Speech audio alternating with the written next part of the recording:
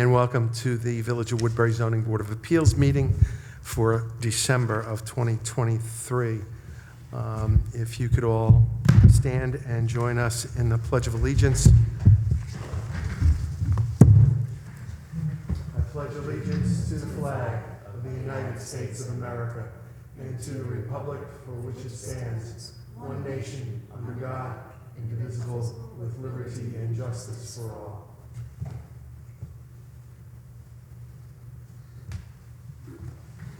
Thank you.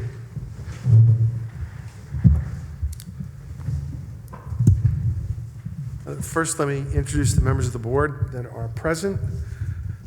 To your right, my far left, Beverly Silvera. Next is Rachel Bruce. Next is Ed DeJesus.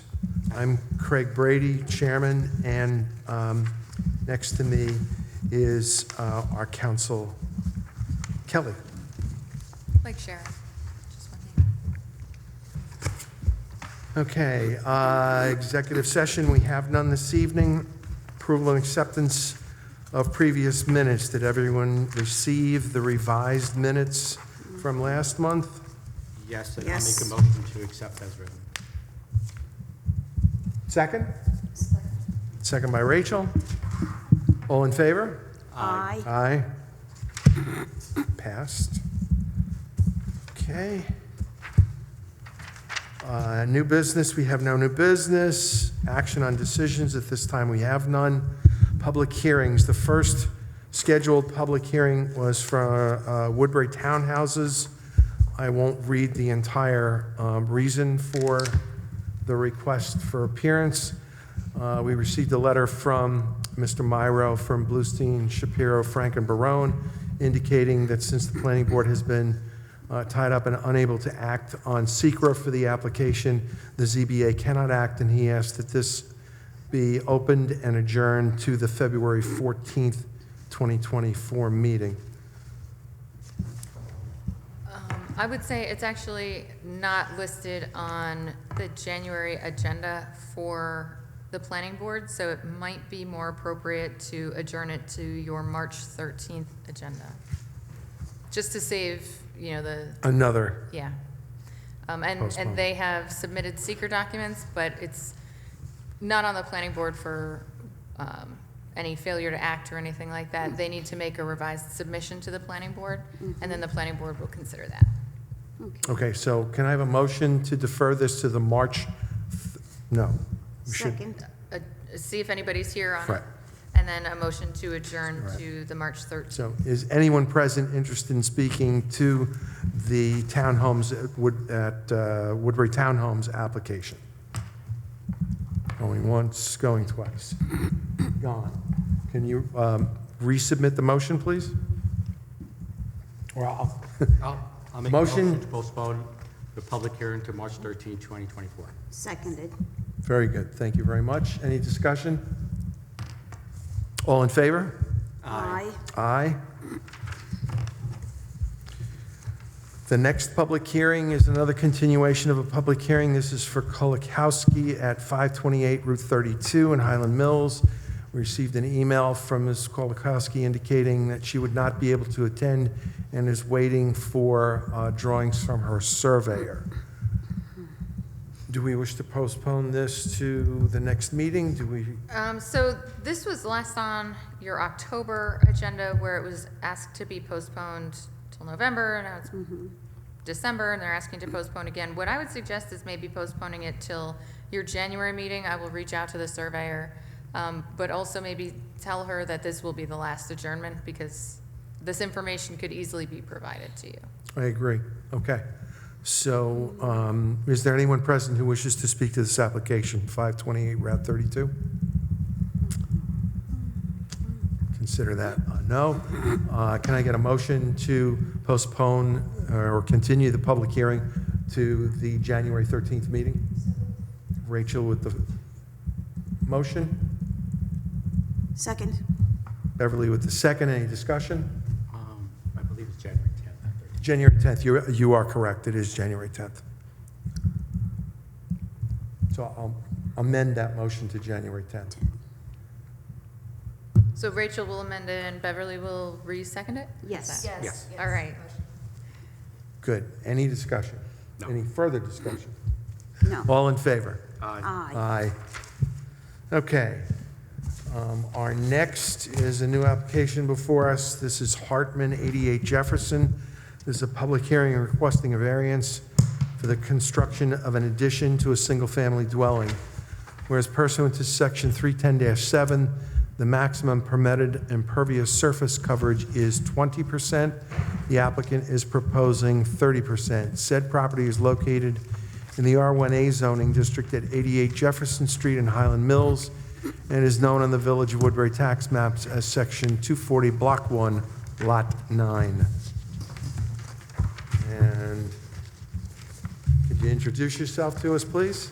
Yes, my name is Mr. Sandel. I'm working with Hartman Design. Yeah, we need that mic turned on, because it's, It's better now? yeah, that's better. Okay. So my Thank name is Mr. Sandel, and I'm working with Hartman Design, and I can answer any questions for 88 Jefferson. Could you give the board a brief presentation about what the project is and what you're asking? Yes. So we have an existing house over there, and looking to add a small addition at the rear. It will be a two-story basement and 1 story. Then we're gonna add a deck. As far as the setbacks, if you can see on the bulk table, on the bulk requirements, let me start the beginning with. At the time the project was built, it was subdivided back in '85, and then we had the bulk table, and the existing building complies with the bulk table from '85. Later, at a later date, it was rezoned, and so right now we're not the existing house is not meeting the current requirements because it was built according to the old one. Our proposed additions, it's a small addition of 751 square feet. The small addition meets with the original bulk with the original bulk table from the original subdivision, but not with the new one. The only thing we're gonna change is the lot coverage. The only thing we need a variance is actually for the lot coverage. As far as the planning board member says that because we have a buffer and we gave from the subdivision the green area, we may use the original bulk table. The only problem is the lot coverage. So it was also a big question about the lot coverage, but at the end they referred us to the ZBA to get a variance for the lot coverage.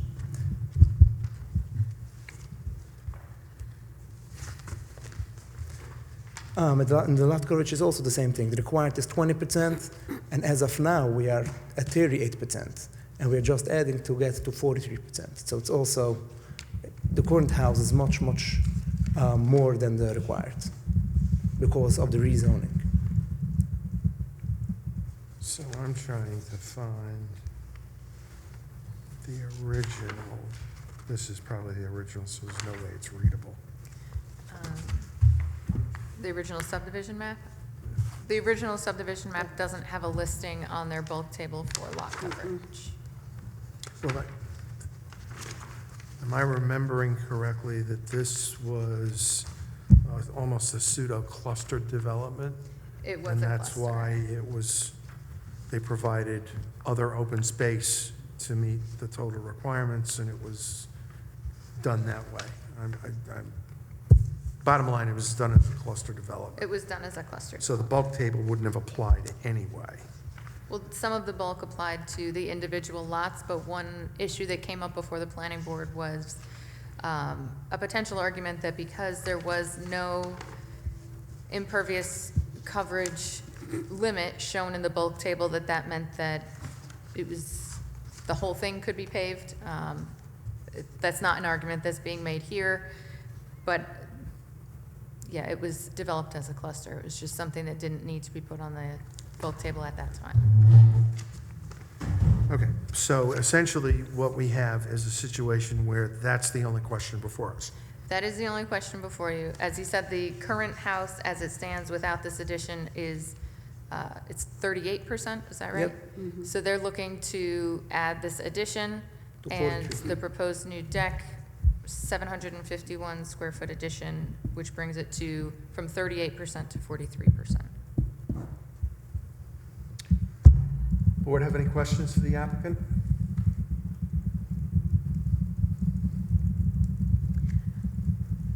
It regards not so much the square footage, but the attorney will let me know if it's applicable. The pool, the mikvah, or whatever it is in the basement that's proposed. So Can you the- make sure your mic is on? Because we need to Yeah, but- capture. We just couldn't hear Yeah, fully, we but couldn't I hear think what you said was, does it apply, so the impervious surface is just the footprint. It doesn't matter that it's What? 1 foot or 1 story or 2 stories or whatever. So I understand that the downstairs of this is the private mikveh, and that's the basement, and then the first floor, what's gonna be above that is a proposed sunroom. But the impervious surface is only based on the 751 square foot footprint that it's adding. So unless I missed the question in there, it's because I didn't hear the rest of it. Yeah, it's whether there's any concerns with the mikvah. So it's not necessarily the square footage, but the what it's being used for. I don't think that the use is something, before this board. The planning board did have a few lengthy meetings on this where Mr. Hartman represented the applicant and explained the differences between a public mikveh and a private mikveh, and that the size of this, as I understand it, and I hope I'm not speaking out of turn, that the size of this makes it only able to be used as a private mikveh, which means that for the residents of that house. So the planning board is looking at whether or not, it could be used for public, because that would implicate water usage, traffic, things like that. But before this board, the use is not before you. Okay. Anyone else? Okay. Thank you. I don't have anything further either. I'll note that, or I probably need a motion, or I'll make the motion to type this as a type 2 action under SECRA. I'll second that. I think that Rachel had her hand up before you spoke. It's hard. We remember virtual where raising the hand was okay, and I'm like, wait, is anybody saying anything? And the GML 239 was referred to Orange County Department of Planning and has not been returned yet. It was done on November 20th, so the 30 days has not elapsed to allow us to make a decision on this. We just need an all in favor for the motion. Oh, sorry. All in favor of the type 2 SECRA action? Aye. Aye. Thank you, thank you. Thanks. So we have to wait on that. I think we could probably go through the 5 factors at the conclusion of the meeting, You can. Yeah. right? Let me just check one thing in your code. Just give me 1 second. Sure. If I have that information. From the applicant. Yes, I do. Good.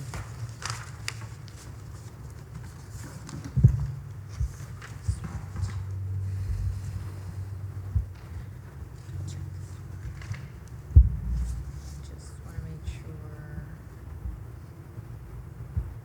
Yeah, okay. So you can make a motion to close the public hearing. Yeah, we could close, anyone, But you can't take action until you receive. It's not unique. But did you go out to the public? I haven't gone to the public yet. So is there anyone from the public wishing to speak to this application for Farkas 88 Jefferson? Going once, going twice, gone. Okay, so I'll make a motion to close the public hearing for this application. Okay. Second by Rachel. Any discussion? All in favor? Aye. Aye. And we'll deliberate this at the conclusion of the meeting. You can stay, but you don't have to. But no it's not- decision will be No being decision, made. correct. No decision. We have to wait for the GML 239. Okay, good. Thank you very much. And the next application is Brown, 5 First Avenue. This is a public hearing requesting variances and an interpretation for modifications to an existing seasonal two-family dwelling, including conversion of 2 existing decks to building additions, conversion of 1 attached shed to a building addition, construction of 4 new decks, construction of an additional story to the structure, and the conversion of the two-family dwelling to year-round use with less than the required acreage and which does not meet the front side or rear yard setbacks. Whereas pursuant to Section 310-26, the lot must meet the development standards provided for a single-family dwelling permitted in the district. And whereas pursuant to Section 310-43.2, non-conforming uses shall not be enlarged, altered, extended, or restored. And pursuant to Section 310-43, non-conforming buildings may be remodeled or reconstructed, provided that such action does not create any new non-compliance or increase in the degree of non-compliance. Said property is located in the R2A zoning district at 5 First Avenue in Highland Mills and is known on the Village of Woodbury tax maps as Section 214, Block 7, Lot 3. Greetings, welcome back. Yeah. Okay, so as you can see on the survey, it's an existing building. There is existing covered deck in the front and on the side. In the rear, there is a framed shed. It's actually I think it's being used for storage and for the mechanical room. The frame shed. So the problem is it's a non-conforming lot, and it's also non-conforming use, and that's the reason we don't add anything to the footprint, and we're just going to close the cover decks and the frame shed, and to close that and to make a nice house, and to add additional story on top of that, but no other obstructions out from the building. It shouldn't hurt the setbacks, so we're going to keep everything.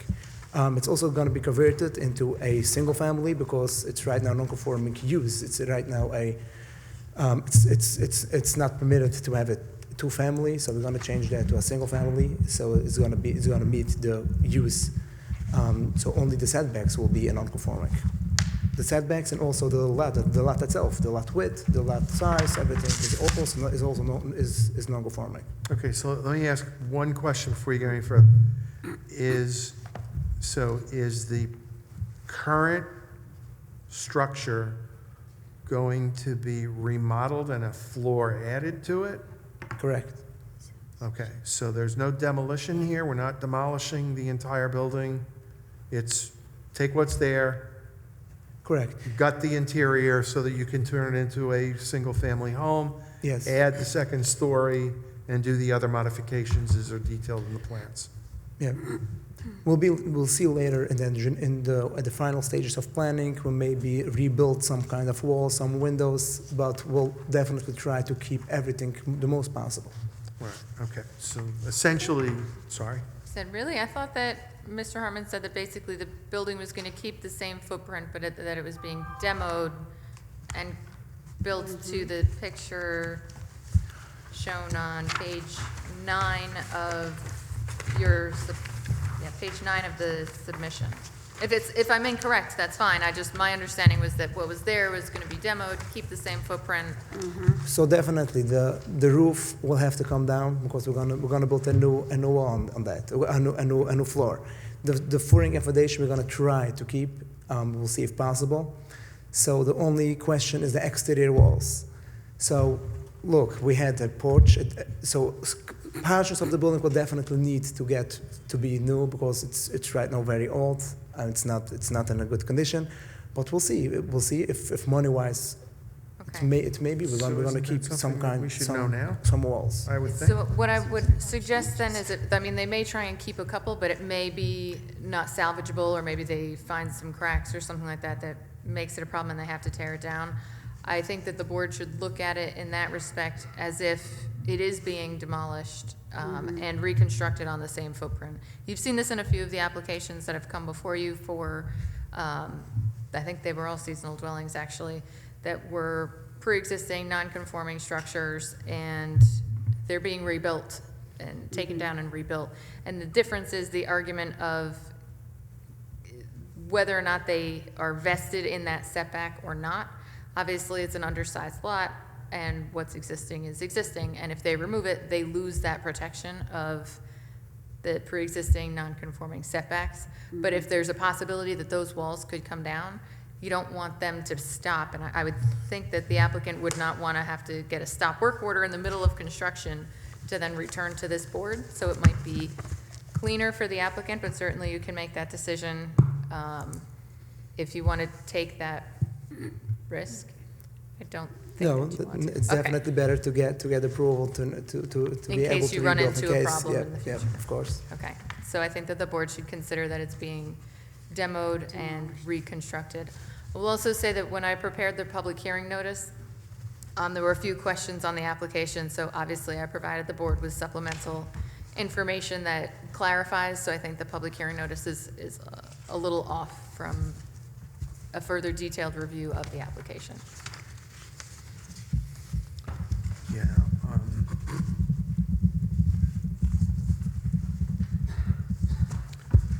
What am I looking for? There it is. Oh, okay.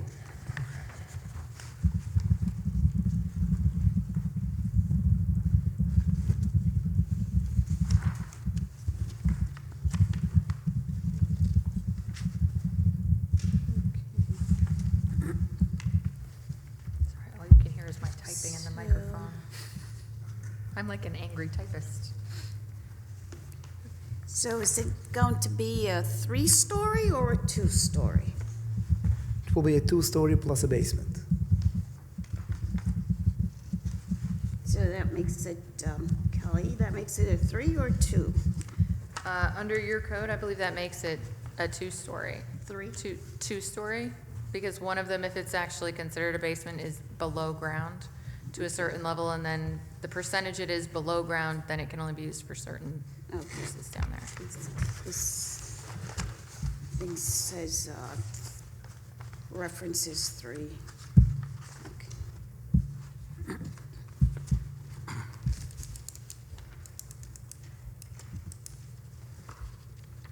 Where are you saying it references three? I know that the picture does show half windows on the basement, Yeah.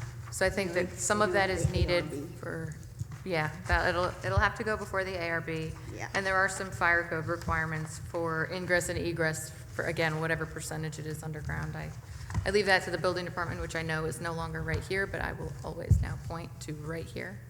So, Indeed. Any other questions for the applicant? No, I don't think you'll be able to answer them at this point, at this time. Rachel, Ed, anything? No, the question I had was about the footprint. You asked it already, so. Sorry. No worries. Right. Okay, so we're looking at variances for, well, before I do that, thank you.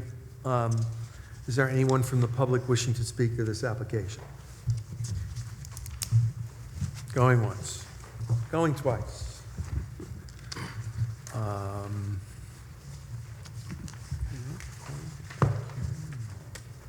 you can go over what's being requested and then ask again before you close. So we are looking at a variance for required lot area, because the minimum lot area is 15,000. This lot has 9,500. Again, this is a pre-existing non-conforming lot that was created Back in ancient 1951. Yeah, very long time ago, before these codes were in place. So we're looking at a variance of 5,400 square feet,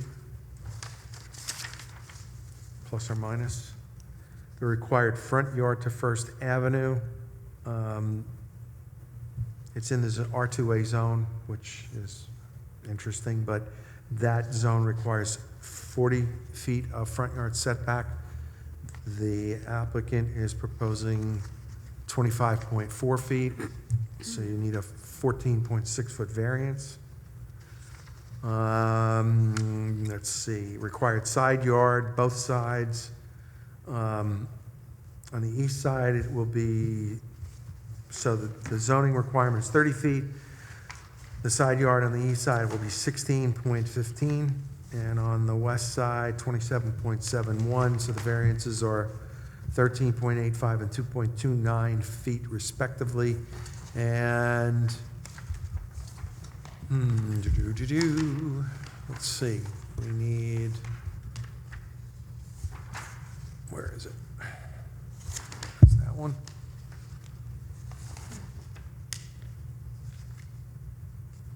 Okay, so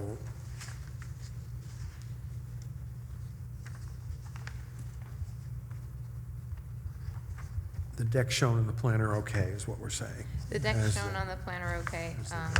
If you want, just for the public and for the applicant, there is a provision in the code 310-12C2 that talks about porches, terraces, or decks that are above the first floor have to be set back at least 20 feet from the property lines. Here, there are 2 decks that are proposed, and both of those decks do comply with that provision. I know that was an issue in a prior application that this board had, so I did just want to take a look at that provision and Clarify. identify that for the Good, board. thank you. The R2A zoning district requires both side yards to be a total of 60 feet. In this case, the applicant will have 43.86 feet, which is a variance of 16.14 feet. The required rear yard in the district is a minimum setback of 50 feet. The applicant will have 17.9, so the variance is 32.1 feet. The maximum lot coverage is 20%. The applicant is proposing maximum lot coverage of 27.6, which is essentially what's there for the footprint today, correct? This is Yes. pre-existing in essence, even though they lose if they demo, which was what we're pursuing, but, so the variance there would be 7.6 feet, or percent, sorry. So there you have the sort of summary of the total variance size, if you will, the magnitude. I'll go back out. Anyone have any comments on this application, just to make sure? Now that the numbers are clear? Okay, no, so, You can close it if you want. I'll make a motion, we close the public hearing on this application. Second. Second by Ed, any discussion? All in favor? Aye. Aye. I'll note that this is a type 2 application under secret, so if I can have a motion and a second in that regard, please. Motion by Rachel, Second. second by Beverly. Any discussion? All in favor? Aye. Aye. Like the other application, this one was submitted to Orange County Department of Planning on November 20th for GML 239, and 30 days have not yet passed, so the board does not have jurisdiction to take action on this matter at this time. We will review the 5 factors at the conclusion of this meeting. You're welcome to stay, but you don't need to. But no action will be. No action will No be action. taken until, at a minimum, the next meeting. Right. We did that, we did that. So, I think that's it. I think now that's you it. go into the- Yep. So we'll go back to, for the record, before I close that, commentary on First Avenue. We have received 3 letters or emails from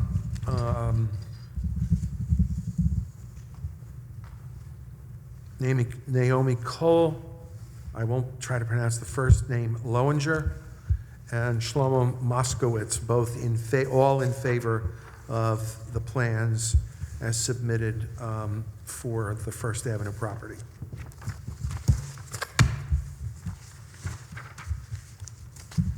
Okay, so let's go back to Jefferson. And go through the 5 factors.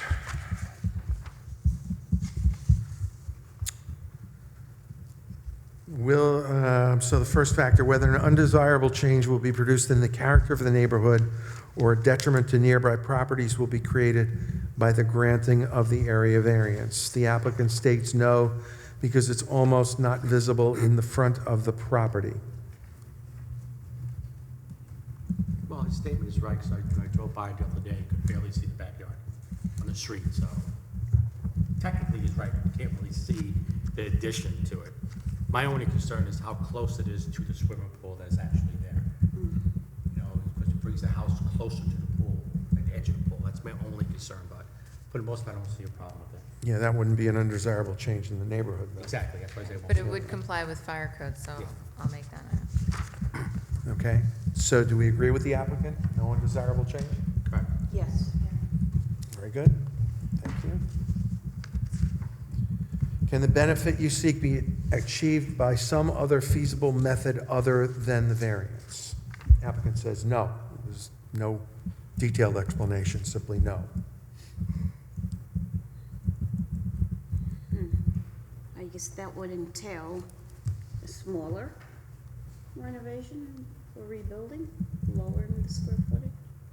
Well, if the benefit is the benefit as it's proposed, then there's probably no other way to do it, right? We have to take what's being proposed. So can the benefit as is proposed be achieved by some other method? I can't see it, I can't either, can't see. right? That's, so I think it's fine. Not if we're working with what's proposed. well, that's what you have to work with. Yeah, And it's- right. So we'll agree with the applicant? Yes. How substantial is the variance that you're requesting? Very substantial. It is for religious purposes. I don't believe that that's what we're looking for from a substantiality standpoint. No. Right? Substantiality deals with the Not just numerically. but numerical, how big View the the variance variance is. request. So I guess we will disagree with that. Yeah. But in the context of what we're dealing with, do we feel that this is substantial or not? It is substantial, but it shouldn't stop us from approving if we want to. We feel it's reasonable, as you say. Right, balancing test. But so the actual, they're permitted to have 20%, they're asking for 43, but what they have existing is 38, so it's, Increase of 5. Increase to 5. but if you look at the original, it's however you view it, I'm just trying to give you all the numbers, but, so substantial, okay. I think we see it as somewhat substantial. It's not substantial in terms of how much is being added. It's substantial in terms of the lot coverage. But again, it was done as a cluster development, so it's difficult to say, how do you take a cluster development and apply a zoning district overlay to that? I don't know how you do it. It's difficult, impossible. You show me how, it's not I impossible. like that optimism. Difficult, but not impossible, okay.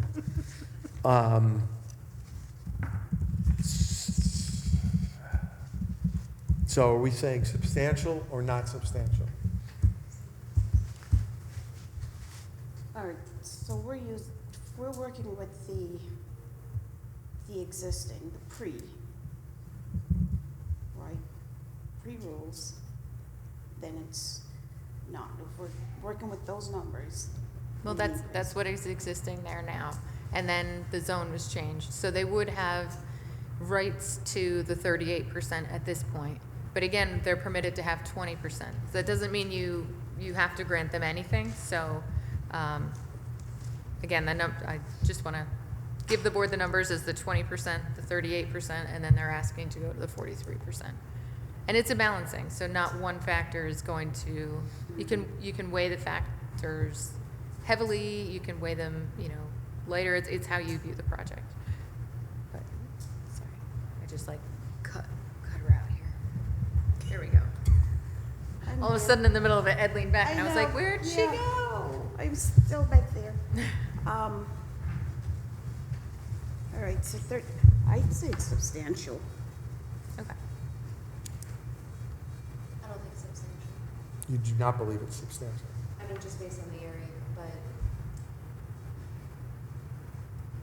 I'd like to hear what the other board members say, just because I think that it's, like I said, it's a balance. And I think going by the numbers, I don't think it's substantial, but No, that's your, Fine, that's, yeah. I mean, I lean towards it as being substantial because you take the whole area and two together. This is the way I'm looking at it. But again, that doesn't, I don't think that should prevent us from approving this if that's what we feel. Because like Kelly said, it's balancing act with other factors and Yeah, nature. it's only one part Only of the one of entire- 5 items. It's, right. we don't have to approve all 5 items to accept it. It's got to be a perfect balance, best we could. In the so I'm like you, it's substantial in the context of the overall lot coverage of the entire lot. However, given the circumstances as well as the fact that it's a relatively small increase, to me that balances it out to make it less significant, right? So I think we're mixed on this. Is the basic way to say it. We're a mixed bag on that, which is fine. Will the granting of the variance have an adverse effect or impact on the physical or environmental conditions in the neighborhood or district? The applicant says no. I mean, it won't be a white elephant, and I imagine all the drainage system. Can you grab the mic, because I'm sorry, I'm having trouble. All right, I imagine it won't be a white elephant. All the plumbing, the drainage system has already been vetted. It's begun that process. It will have to be finalized before the planning board in terms of any additional stormwater runoff and things like that. So if that's a concern of this board, I would put in any action that you take that those issues do need to be looked at and addressed to the satisfaction of the planning board to make sure, like, where I think you're going is any impacts to maybe off-site properties from the additional impervious surface, right? Right. I agree with that. I agree. Makes sense. That's reasonable Yeah, that and makes appropriate. And it probably doesn't even need to be said, knowing the planning board and their due diligence in the way they go about doing it. So I'm going to say, in my opinion, there shouldn't be any significant environmental impact from an additional 5%, but we should include that provision so that the planning board is aware. So we'll agree condition. Is the alleged difficulty self-created? No, it is existing. Now, as usual, we can disagree with that because you wouldn't be here if it wasn't self-created, right? That's right. You're asking to do it, so you're creating the situation. So we'll be forced to disagree, but I don't think that changes anything. No. Any other discussion on this application? None here.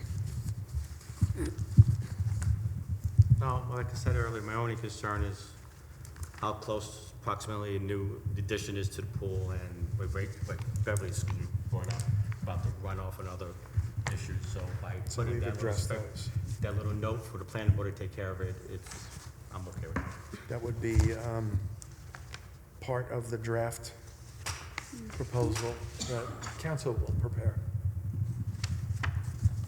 if so directed. I'm just rewriting what Ed said so that it's really clear. So I will make a motion to request council to prepare a decision consistent with the discussions we have had here this evening, which can be finalized but not acted upon until we have GML 239, possibly at the next meeting. Right, 30 days will have passed by your next meeting, so you would be able to act at your next meeting, but you can't act until I tell you. Second. Second by Beverly. Any discussion? All in favor? Aye. Aye. Okay. Just you. so that you know, that's just to authorize a decision, that's not an approval, it's not a yay or a nay. Just don't want anybody leaving here thinking, we got something, or we didn't get it. Okay. And lastly, 5 First Avenue. I had them and now I lost them, which is just brilliant. Absolutely brilliant. You know, Chris would tell you, she'd go paperless. Just kidding, he's been trying to get me to go paperless. I would do that. Because I would not. I would definitely do that. Okay, so we're now back to First Avenue. Will the granting of the variance produce an undesirable change in the character of the neighborhood or create a detriment to nearby properties? No, the house proposed is based on the existing footprint and identical to the existing exterior design.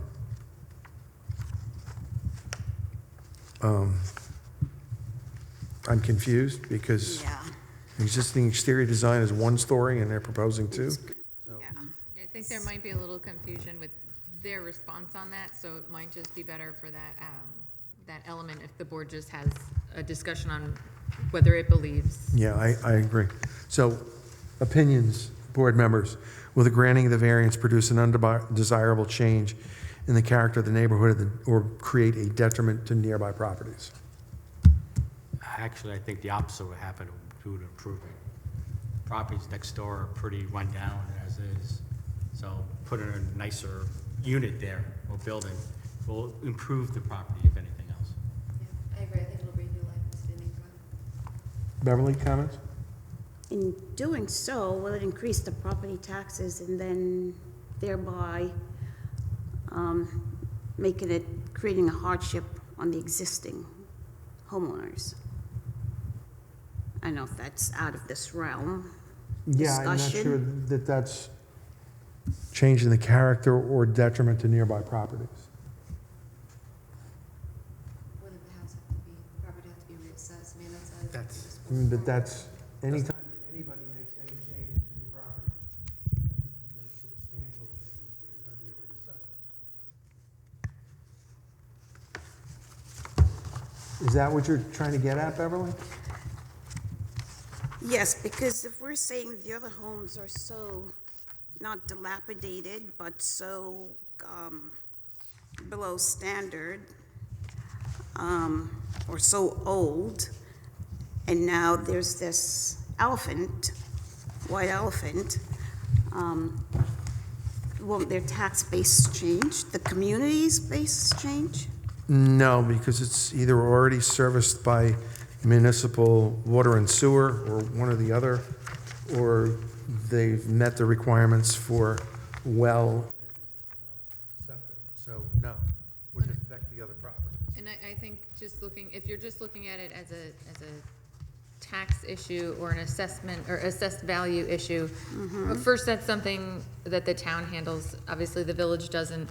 But the question of whether it would produce an undesirable change in the character of the neighborhood, the property that would be most impacted or impacted at all by that would be the person that's doing the developing, that their property value would go up.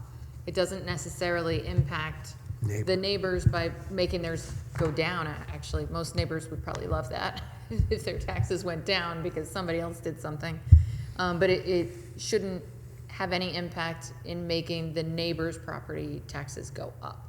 So the impact would be on this developer, Would be on the homeowner. bus.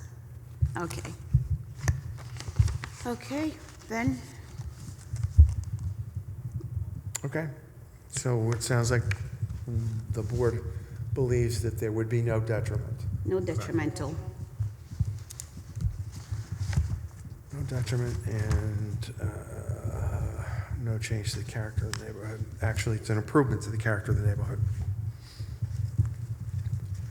Can the benefit you seek be achieved by some other feasible method other than a variance? The applicant says no. I agree, there's a lot, it's the size of the lot, it's the size of the lot. The footprint's staying the same, so those pre-existing conditions were there, are still there, just basically building up a little more and making everything nicer.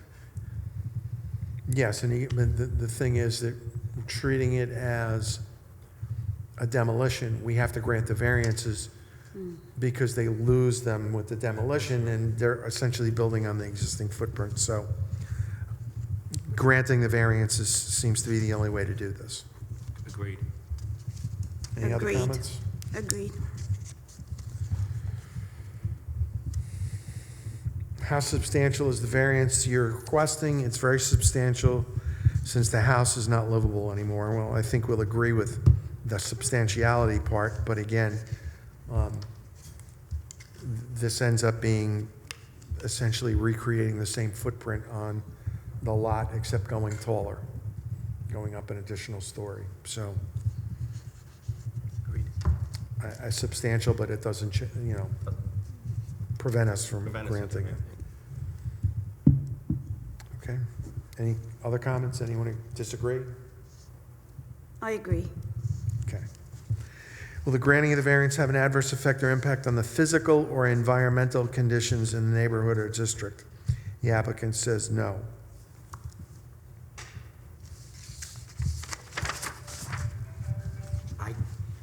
I can't see how it would affect the area because it's the same footprint. It's going a little bit higher. So it's not really changing like the water flow or anything else around it, so I don't see a major issue with that.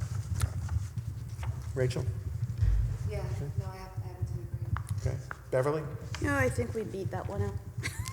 Yeah, I mean, it's going to have to go to ARB anyway, so regardless of that, it's going to be You bet it did. in the character of the neighborhood, and so I'm not sure that there's any issue there, so I think we'll agree.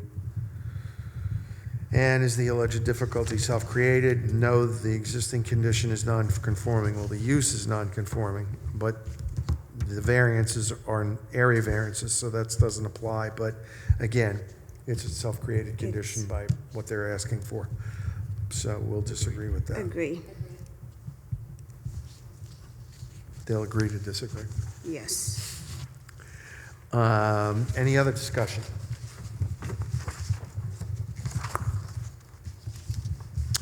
We typed it.